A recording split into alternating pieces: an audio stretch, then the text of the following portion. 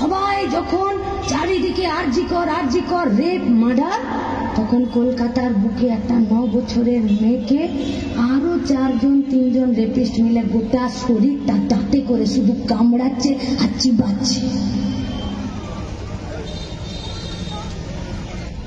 পারবেন তো বাঁচতে? পারবেন তো? দুষ্কৃতীরা অপরাধীরা ধরা না পড়লে পারবেন তো বাঁচতে? আচ্ছা, গোটা রাজ্য চাইছে অপরাধীরা ধরা পড়ুক। সিনেমা আর্টিস্ট, টিভি আর্টিস্ট, খেলোয়াড়, যাত্রা সবাই চাইছে অপরাধীরা ধরা পড়ুক, রেপিস্ট মার্ডাররা শাস্তি পাক। এসএফআই চাইছে, ডিওয়াইএফআই চাইছে, আইনমা চাইছে, পলিটিক্যাল পার্টি চাইছে, ডাক্তাররা চাইছে, নার্সরা চাইছে, বয়স্করা চাইছে, বাচ্চারা চাইছে, ডাক্তারের মা আর বাবাও চাইছে যে শাস্তি পাক। সুপ্রিম কোর্টে মামলা চলছে, উকিল দাঁড়িয়েছে, নির্যাতিতার মা বাবার কাছে উকিলরা 1 টাকা নেই। দয়া করেছে না, বিবেকের তাড়নায় দাঁড়িয়েছে, অপরাধীদেরকে শাস্তি দেওয়ার জন্য দাঁড়িয়েছে। কিন্তু তাও তো কোর্টের একটা স্ট্যাম্প পেপার, একটা কোর্টের সময় নেবার জন্য কিছু টাকা তো সরকারি কাজে করবে খরচ হয়, তার টাকা তো কেউ দিচ্ছে। কে দিচ্ছে? জুনিয়র উকিলরা, ডাক্তারবাবুরা, সাধারণ মানুষ 200, 500, 5000, 2000 যা পাচ্ছে টাকা দিচ্ছে। কেন দিচ্ছে? না, নির্যাতিতা দোষীরা শাস্তি পাক, আরজি করে রেপিস্টরা মার্ডাররা শাস্তি পাক। কিন্তু তার বিরুদ্ধে উকিল দাঁড়িয়েছে। এই উকিলরা কি চাইছে?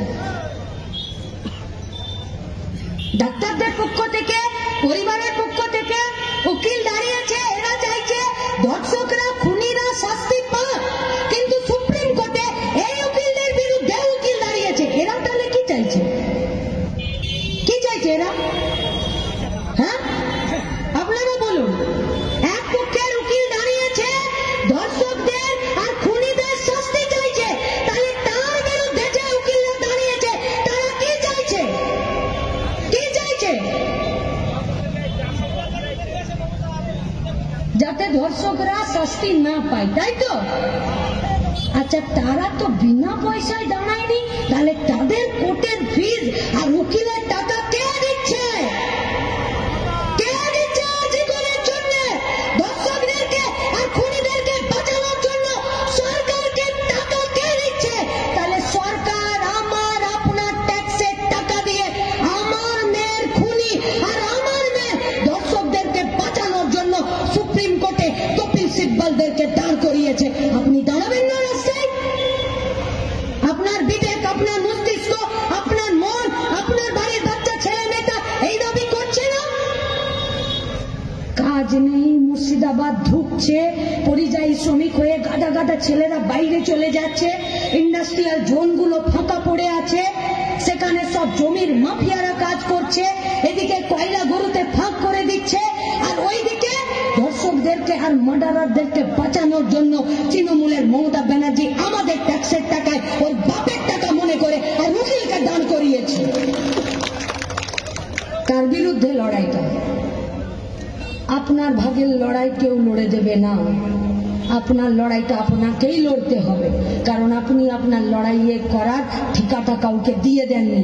যদি নিজেরা লড়াই করতে পারেন তাহলে শুধু রেপ নয়, বেকারের কাজ না পাওয়ার যন্ত্রণা নয়, কারখানা তৈরি না হওয়ার যন্ত্রণা নয়, এই পশ্চিমবঙ্গের মাটিতে মাথা উঁচু করে বেঁচে থাকার যে লড়াইটা, সেই লড়াইটাও একটা জায়গা পাবে। তাই আপনাদের কাছে আমাদের আবেদন, মুর্শিদাবাদ জেলার সম্মেলন এটা কোনো আনুষ্ঠানিকতা নয়।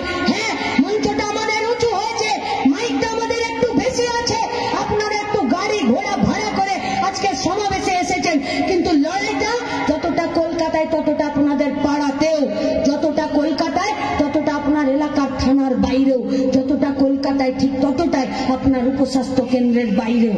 তাই এই লড়াইটাকে জারি রাখবেন এই আশা করে আমার শেষ দুটো অনুরোধ।